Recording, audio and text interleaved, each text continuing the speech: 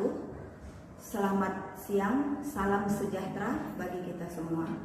Perkenalkan, nama saya Winta Hayati SH MH. Saya merupakan dosen tetap Fakultas Hukum Universitas Pembinaan Masyarakat Indonesia dengan NIDN 0103037702 semenjak tahun 2021 sampai dengan sekarang. Saya menempuh mata kuliah Hukum Perlindungan Anak dan Wanita dengan bobot 2 SKS dan pertemuan pada mahasiswa itu sebanyak 14 kali pertemuan dan dipelajari di semester 6. Dalam proses pembelajaran, saya menggunakan metode hybrid gabungan antara daring dan luring. Adapun capai pembelajaran pada mata kuliah Hukum Perlindungan Anak dan Wanita adalah: yang pertama, mahasiswa mampu menerapkan pemikiran secara logis, kritis, sistematis, dan inovatif dalam konteks pengembangan atau implementasi ilmu hukum, memperhatikan dan menerapkan nilai humaniora yang sesuai dengan bidang keahliannya. Yang kedua, mahasiswa mampu menerapkan ilmu hukum sesuai dengan kaidah dan etika. Yang ketiga, mahasiswa mampu mencarikan solusi dari permasalahan yang terjadi dalam masyarakat. Yang keempat, mahasiswa mampu menyelaraskan dan menganalisa dengan menggunakan logika berpikir secara keilmuan, hukum, dan praktek yang terjadi dalam masyarakat. Yang kelima, mahasiswa mampu memiliki kemampuan menganalisis kasus-kasus pelanggaran hak asasi anak dan wanita serta memberikan rekomendasi penyelesaian kasus berdasarkan kerangka hukum dan kebijakan perlindungan anak dan wanita di Indonesia.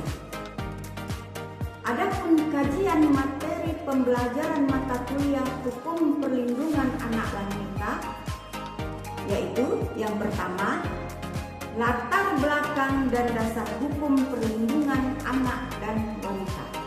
Yang kedua, konsep dan prinsip hak asasi anak dan wanita. Yang ketiga, isu-isu strategi perlindungan anak dan perempuan di Indonesia.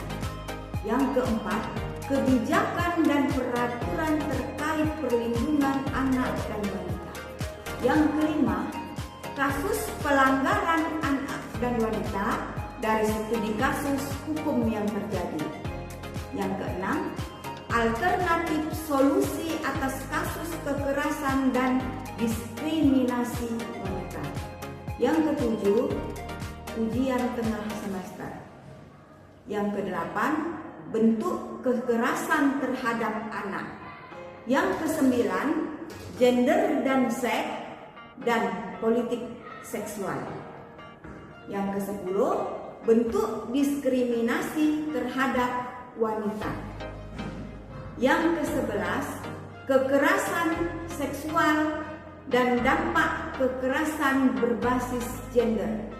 Yang ke-12, hak-hak wanita dan permasalahan hak-hak wanita. Yang ke-13, penyebab terhambatnya akses keadilan bagi wanita di persidangan. Dan yang ke-14, ujian akhir semester. Adapun sistem pembelajaran yang saya lakukan adalah: yang pertama, dengan melakukan perkenalan, membangun keakraban dosen dan mahasiswa. Kemudian saya melakukan brainstorming dengan harapan bisa menciptakan lingkungan yang kondusif, bebas, dan terbuka guna mendorong setiap mahasiswa untuk berperan aktif. Selanjutnya, saya membahas kontrak perkuliahan yang mana adalah membuat kesepakatan bersama terkait proses perkuliahan berjalan, termasuk topik pembelajaran dan tugas, agar mendapatkan gambaran pelaksanaan perkuliahan selama 1 semester ke depan. Dan dalam diskusi, biasanya saya memotivasi mahasiswa untuk belajar dan berperan aktif. Kemudian, saya akan mencoba mengetahui pemahaman masing-masing mahasiswa terkait proses belajar melalui tugas, kuis, dan presentasi. Itulah gambaran dari pembelajaran mata kuliah Hukum Perlindungan Anak dan Wanita. Selanjutnya, bagaimana cara saya melakukan evaluasi penilaian terhadap mahasiswa?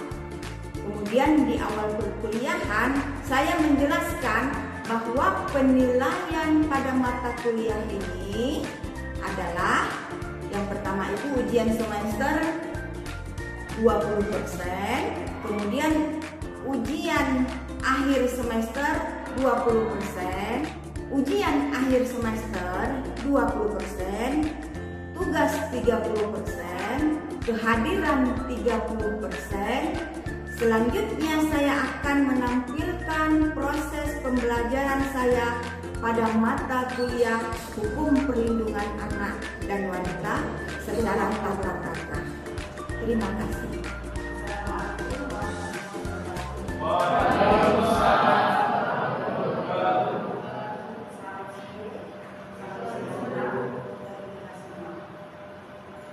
Baik ya, kemarin kita telah mempelajari tentang pekerja anak. Jadi berarti sudah kita pelajari tentang pekerjaan anak terus. Jadi anak itu bekerja anak itu sudah sejak berpuluh tahun yang lalu dilakukan. Jadi terhadap kekerasan anak kalau pekerja itu banyak terjadi di mana-mana. Konflik pekerja anak yang terjadi sudah kita ketahui. Jadi kita mengulang-ulang pelajaran yang lalu agar kalian memahaminya. Jadi maksud ibu di sini adalah bagaimana kalian mengetahui pekerja anak itu, bagaimana yang dikatakan pekerja anak. Ada yang tahu? Kemarin video lalu sudah kita pelajari itu.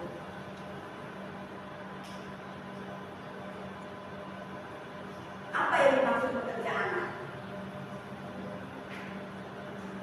Ya. Terima kasih. Saya ingin menjawab pertanyaan Ibu. Apa yang dimaksud pekerjaan? Menurut saya, pekerjaan itu adalah anak yang dipekerjakan yang tidak apa batas usianya atau pengedaran yang dilakukan di sana anak di bawah umur atau dewasa yang dipekerjakan oleh orang tuanya untuk mencukupi ekonomi orang tuanya.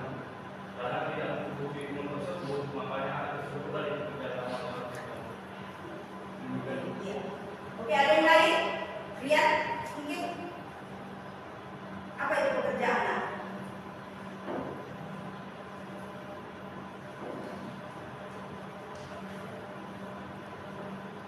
Silakan.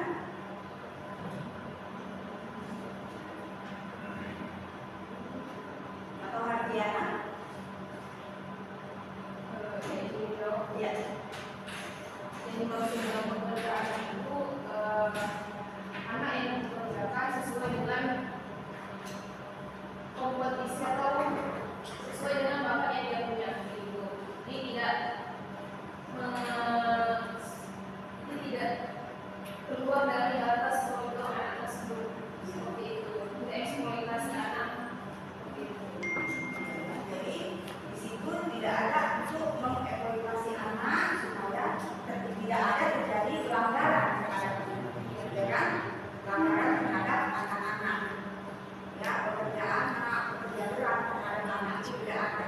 Jadi anak itu bekerja seharusnya minimal itu 3 jam.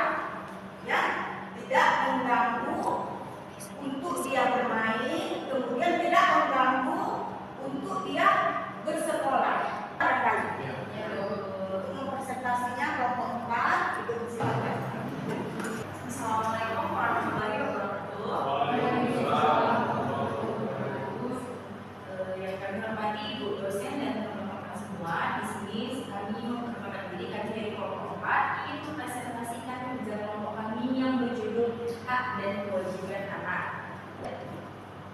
Ya, selanjutnya kami akan mempresentasikan dari kelompok 4, yaitu hak dan kewajiban anak. Yang pertama, yang di bawah 1 adalah pendahuluan.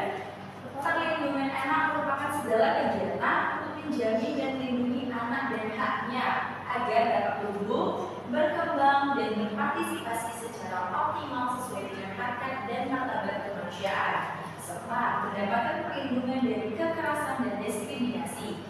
Perlindungan anak sendiri juga dapat diartikan sebagai segala upaya yang ditujukan untuk mencegah, merehabilitasi, dan memberdayakan anak yang mengalami tindak perlakuan salah, eksploitasi, dan penelantaran agar dapat menjamin kelangsungan hidup dan tumbuh berkembang secara wajar, baik fisik, mental, maupun sosialnya. Ya, di sini yang ingin kami rumuskan adalah yang pertama, bagaimana sih hak dan kewajiban anak di dalam keluarga? Lalu yang kedua, apa saja hambatan yang dihadapi dalam pemenuhan hak anak di Indonesia? Lalu yang ketiga, bagaimana peran pemerintah dan lembaga terkait dalam memastikan hak dan kewajiban anak terlaksana dengan baik? Ya, pembahasan yang pertama adalah hak anak dan kewajiban anak. Apa sih sebenarnya hak anak itu? Ya, di sini hak anak adalah bagian dari hak asasi manusia yang wajib dijamin, dilindungi, dan dipenuhi oleh orang tua sebagai lingkungan yang pertama dan utama. Selain itu, keluarga, masyarakat, negara, pemerintah, dan daerah juga berperan dalam pemenuhan hak anak. Ya, dalam hal ini pengembangan pada aspek fisiknya, tapi juga pengembangan pada aspek yang lain seperti emosi, psikologi, dan yang paling penting adalah aspek spiritualnya. Dan tidak hanya itu ya, hak-hak, harkat, dan martabat seorang anak juga perlu dijaga. Hubungan antara orang tua dan anak sangatlah penting, karena dari hubungan ini akan terbentuk manusia-manusia akan peduli dengan sesamanya dan saling menghormati satu sama lainnya. Hubungan antara orang tua dan anak bersifat fluktuatif, namun setiap orang tua pasti menginginkan yang terbaik untuk anaknya. Termasuk di dalamnya adalah berusaha memenuhi semua hak-hak anaknya, seperti yang telah dikatakan di atas bahwa anak merupakan amanah yang harus dijaga dan dilindungi hak-haknya. Lalu setiap anak selama dalam pengasuhan orang tua, wali atau pihak yang lain manapun yang bertanggung jawab atas pengasuhan berhak mendapatkan perlindungan dari perlakuan. Yang pertama adalah diskriminasi, yang kedua eksploitasi baik ekonomi maupun sosial, lalu yang ketiga adalah penelantaran, yang keempat kekejaman, kekerasan, dan penganiayaan, lalu yang kelima ketidakadilan, keenam perlakuan salah lainnya, dan ketujuh tetapi juga sebaliknya. Lalu selanjutnya akan dilanjutkan oleh PR bisa bangun pada ini dipersilakan Bapak dan Ibu ini dipersilakan moderator melalui presentasi. Baik, akan saya lanjutkan. Selain hak anak, hal lain yang juga perlu untuk mendapat perhatian adalah kewajiban anak terhadap orang tuanya. Perlu adanya timbal balik antara anak dan orang tua. Di dalam istilah hukum, kewajiban timbal balik antara orang tua dan anak disebut alimentasi, yaitu kewajiban timbal balik antara kedua orang tua atau keluarga saudara dalam garis keturunan ke atas dan anak-anak serta keturunannya. Melihat realita yang terjadi sekarang, kebanyakan seorang anak hanya bisa menuntut haknya dan melupakan kewajibannya sebagai seorang anak. Hal ini dibuktikan dengan adanya banyak kasus yang memberitakan tentang penelantaran anak terhadap orang tuanya, pembunuhan orang tua oleh anaknya sendiri, pelantaran orang tua, dan masih banyak kasus lain.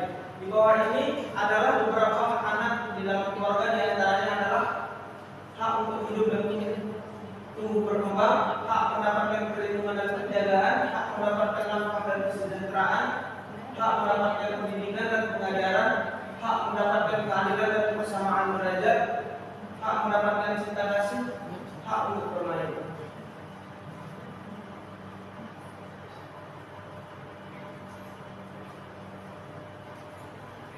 Kewajiban anak. Kewajiban anak meliputi berbagai tanggung jawab yang penting untuk mendukung perkembangan pribadi dan sosial mereka, serta membantu menciptakan lingkungan keluarga yang harmonis. Beberapa kewajiban anak antara lain: 1. Menghormati orang tua dan keluarga. Anak harus menghormati orang tua dan anggota keluarga lainnya, termasuk dengan bersikap sopan dan mendengarkan nasihat mereka. 2. Belajar dengan tekun. Fokus pada pendidikan dan belajar dengan tekun adalah kewajiban penting untuk masa depan anak. membantu pekerjaan rumah, terlibat dalam pekerjaan rumah tangga sesuai kemampuan mereka, membantu meringankan beban orang tua dan mengajarkan tanggung jawab. 4. Menjaga kebersihan dan kesehatan. Anak harus menjaga kebersihan diri dan lingkungan sekitarnya, serta menjaga kesehatan dengan pola makan yang baik dan olahraga. 5. Mematuhi aturan yang berlaku di rumah, sekolah, dan masyarakat adalah kewajiban untuk menjaga ketertiban dan keamanan.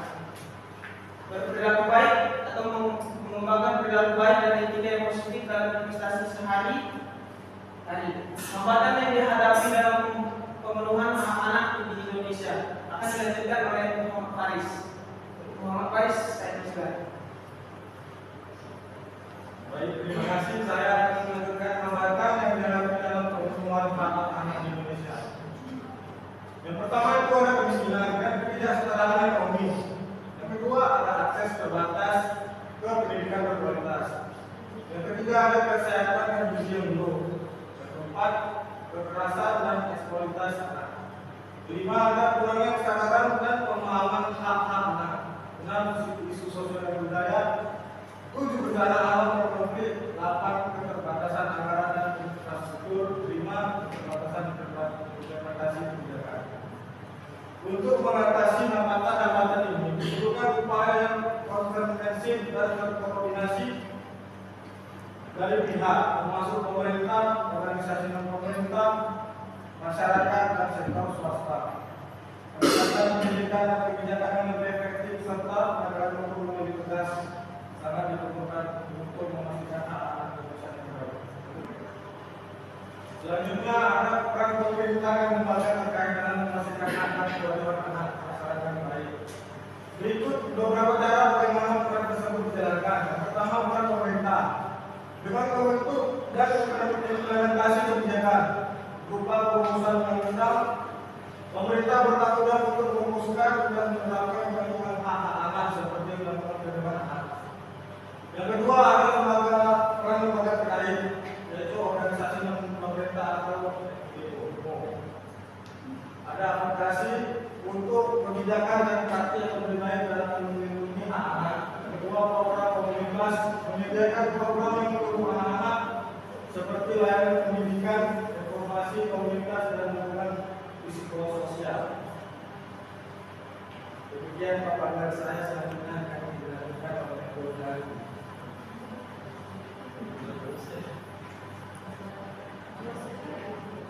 Terima kasih atas waktunya. Saya melanjutkan C. Sektor swasta. CSR, Corporate Social Responsibility, mengimplementasikan program tanggungan perusahaan yang berfokus pada pemenuhan hak anak seperti beasiswa pendidik kesehatan, kolaborasi bekerja sama dengan pemerintah dan NGO untuk mendukung inisiatif melindungi dan meningkatkan kesejahteraan anak. 3. Contoh program dan inisiatif: A. Kartu Indonesia Pintar atau KIP. B. Posyandu atau pos pelayanan terpadu. C. Sekolah ramah anak. D. Pusat pelayanan terpadu pemberdayaan perempuan dan anak.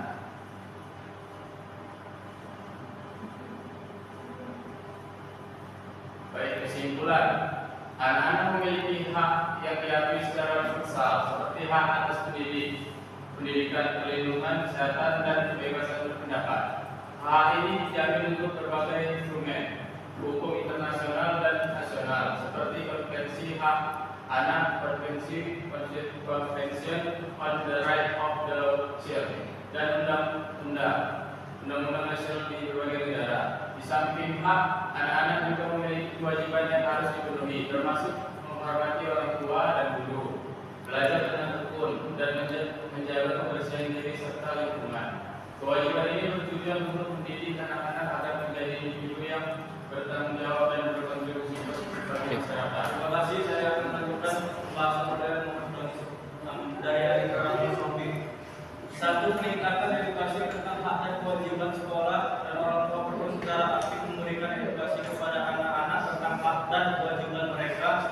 Ini bisa dilakukan melalui guru sekolah yang terintegrasi dan program pendidikan orang tua. 2. Penguatan sistem hukum dan perlindungan anak. Pemerintah harus memastikan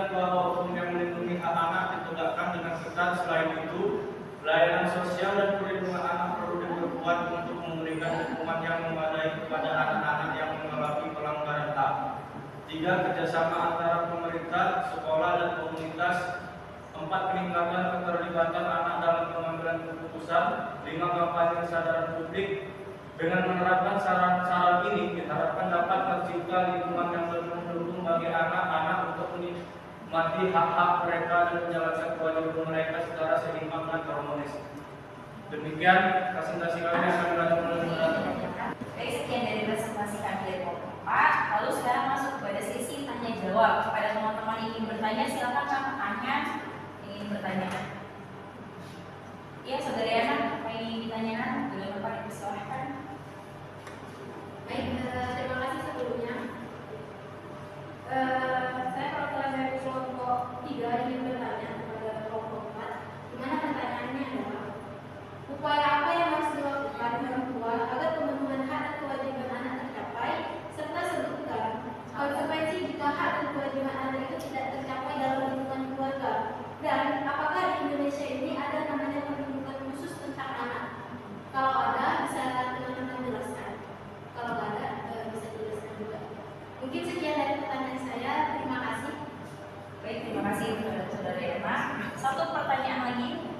Ya.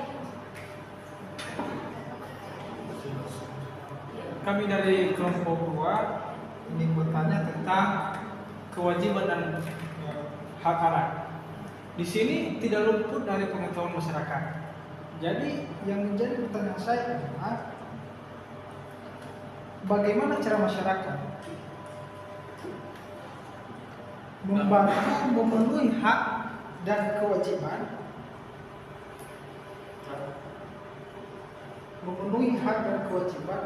supaya hak dan kewajiban anak tersebut tercapai. Sekian. Baik, terima kasih terhadap saudara Dewi, Iman, dan Diana. Berikan kami waktu sebentar untuk menjawab pertanyaannya. Yang kami dulu bertanya dari kelompok 2 yaitu dari Domistinus sampai dari Bapak Jadi silakan menjawab pertanyaan dari Domistinus. Terima kasih moderator. Saya akan menjawab pertanyaan dari Komisi Persalawat terkait tentang bagaimana upaya atau peran masyarakat dalam memenuhi hak kewajiban anak di lingkungan rumah. Jadi menurut pendapat kami yang kami diskusikan tadi, ada beberapa faktor untuk memenuhi hak kebutuhan anak yang terutama faktor ekonomi. Yang paling utama yaitu keluarga. Keluarga adalah peran penting untuk memenuhi kebutuhan anak. Jadi bila mana keluarga tidak memenuhi kebutuhan anak, maka akan terjadilah anak itu keadilan, terutama dalam memenuhi kebutuhannya sehari-hari. Terus yang kedua, kebutuhan anak itu terkait tentang masalah sekolah.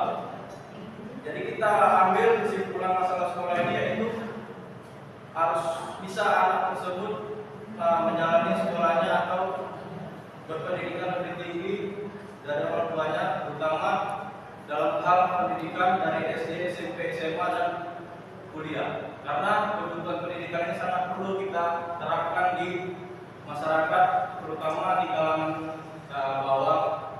Terutama di kalangan bawah ini kita bisa melihat terjadinya fenomena banyaknya sekarang anak itu sudah tidak ada akhlak-akhlaknya, perilaku tidak sopan terkait dengan pendidikan tersebut tadi, karena tidak memenuhi kebutuhan pendidikan itu. Dan ketiga, faktor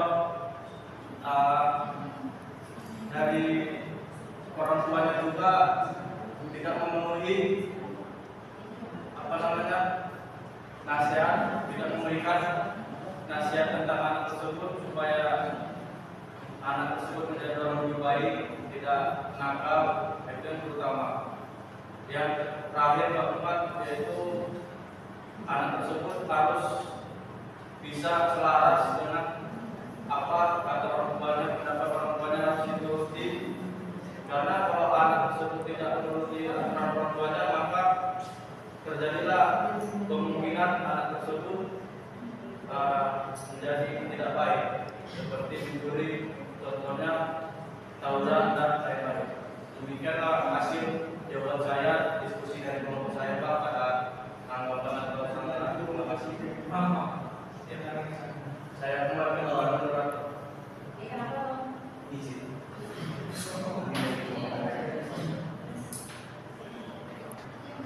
Iya, jika ada teman-teman yang bisa bisa bantu menjawab, itu silakan.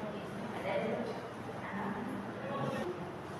Ya, sanggahan dari Bang Dirliman ya. Saya akan menjaga sedikit ya, memberikan tambahan dan jawaban Bang Fajar, yaitu apa saja sih sebenarnya peran masyarakat dalam penyelenggaraan perlindungan anak? Yaitu yang pertama adalah kita bisa memberikan informasi melalui sosialisasi dan edukasi mengenai hak anak dan peraturan perundang-undangan tentang anak. Lalu yang kedua, kita sebagai masyarakat bisa memberikan masukan dalam perumusan kebijakan terkait perlindungan anak. Lalu yang ketiga, kita bisa mencegah berlangsungnya tindak pidana terhadap anak. Lalu yang keempat, kita bisa memberikan pertolongan darurat, lalu bisa mengajukan proses permohonan ketetapan. Kalau misalnya kita terjadi penganiayaan anak, bagaimana menurut kalian? Bisa diterima? Baik, terima kasih kepada Bang Dirliman. Lalu selanjutnya kita akan menjawab pertanyaan dari kelompok kedua, yaitu dari pertanyaan saudara Diana. Kepada saudari Mekarita bisa dijawab.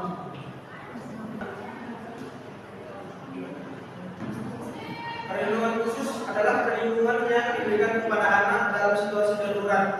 Anak yang berhadapan dengan hukum, anak dari kelompok minoritas dan terisolasi, anak yang dieksploitasi secara ekonomi dan atau seksual, anak yang diperdagangkan, anak yang menjadi korban penyalahgunaan narkotika dan alkohol.